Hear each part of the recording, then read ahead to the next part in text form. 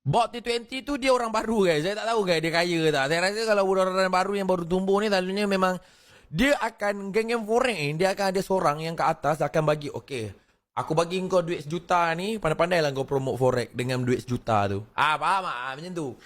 So kau nak beli, nak sewa kereta ke, kau nak sewa rumah ke, kau nak sewa girlfriend ke, aku bagi kau 1 juta tu, pandai-pandai lah kau promote macam mana kau nak marketing kan. Itulah. Forex tak mudah seperti yang dilihat. Alah. Aku dah pernah tengok. Ni jujur lah. Ni aku jujur lah. Lantak lah. Ada orang yang sekarang sedang main forex ke apa. Berhentilah. Okay. Aku pernah tengok orang forex ni Orang kira memang orang besar forex lah. Rumah dia. Ni dia memang. Kat Malaysia ni. Dia lah. Yang membela orang-orang yang IB kat bawah ni. Dia tu nombor 1. Dia Datuk. Saya pernah pergi rumah dia. Rumah dia fully marble. Daripada bawah lantai sampai dinding, dapat ikut semua marble. Okey.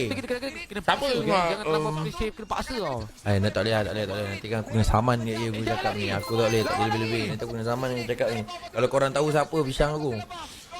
Rumah dia itu memang kaya babi Itu memang gigi. Aku berkawan dengan dia, kau faham tak? Level dia kaya. Dia main game. Kau faham tak? Kita main game, kita top up betul lah. Kita top up lah. Aku tak boleh sebut game. Kalau aku sebut game dia, kau tahu dia siapa. Sebab kalau aku sebut game tu, nanti kau dia ni, dia tu ke? Faham tak? Jadi aku tak boleh sebut game tu game apa. Dia spend setiap bulan dekat game tu RM400,000. Kenapa paksa? Dalam tempoh 3 bulan. Macam tu dia main game tu 4 bulan. Tempoh 4 bulan.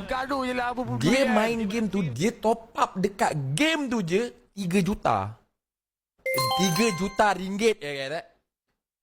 3 juta ringgit. Jangan expose lama lah. Tak expose.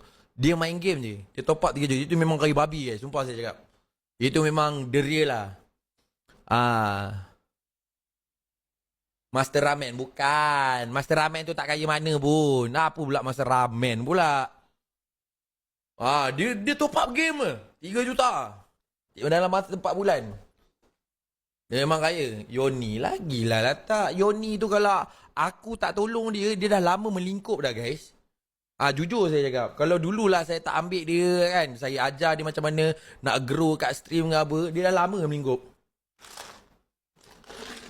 Tapi bagusnya Yoni humble lah. Masa dulu walaupun follower dia banyak, dia ada blue tick kan, dengan saya dia humble tu.